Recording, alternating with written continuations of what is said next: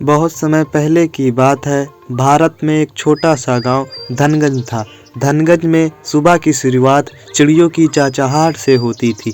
वहाँ के लोग बहुत ही अच्छे और नेक दिल के थे। सुबह जैसे ही होती तो सभी लोग अपने खेत की ओर काम करने निकल पड़ते थे। उसी गांव में हीरा नाम का एक भोला लड़का रहता था। उसकी एक ही आदत थी, उसे कोई कुछ भी कहता तो वह बिना सोचे समझे उस बात को करने लगता था। गांव वाले कहते थे कि हीरा तो इतना भोला लड़का था कि अगर उसे कोई बोल दे कि बेटा आंख बंद के कुएं में कूद जा, तो हीरा इतना भोला है कि पहले वह आंख बंद करेगा, उसके बाद कुएं में कूद जाएगा। हीरा मेहनती था, लेकिन गांव वाले उसके भोलेपन का फायदा उठाते थे। उसी गांव में गांव का सबसे बड़ा सेठ लालचंद रहता था। वह बहुत ही चालाक और निर्दयी था। एक दिन सेठ लालचंद ने हीरा को आवाज दी, अरे ओ हीरा, थोड़ा इधर तो आना।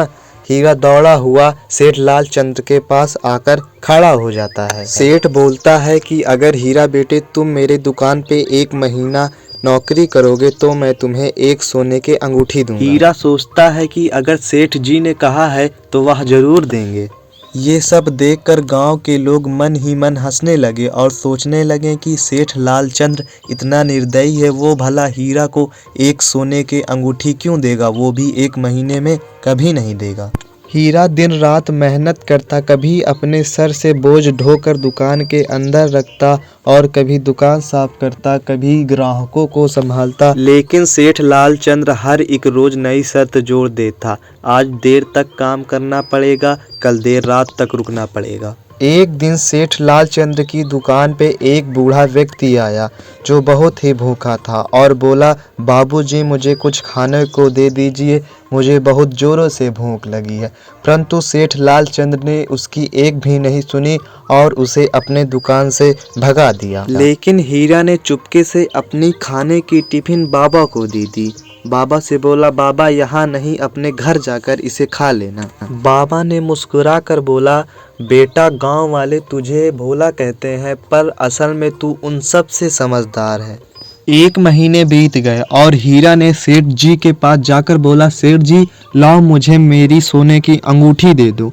और सेठ जी ने हंसते हुए कहा, कौन सी अंगूठी, मैंने तो बस ऐसे ही तुमसे मजाक किया था। लेकिन उसी समय गांव के सभी लोग इकट्ठा हो गए और बूढ़ा व्यक्ति भी वहीं था। बाबा ने सेठ के पुराने धोखे उजागर भी कर दिए। गांव वालों ने सेठ लालचंद का बहिष्कार किया और बोलने लगे कि अगर तुम लालच नहीं छोड़ोगे या बेईमानी नहीं छोड़ोगे तब हम तुम्हें गांव से भगा देंगे।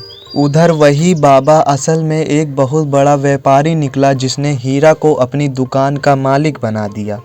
एक दिन वही सेठ हीरा के पास काम मांगने आया। सेठ बोला, हीरा बेटे अगर कुछ काम हो तो मुझे दे दो, मैं बहुत ही बेरोजगार हो गया हूँ। हीरा मुस्कुराया और बोला, सेठ जी काम तो मिलेगा, लेकिन यहाँ बेईमानी नहीं सिर्फ मेहनत चलती है।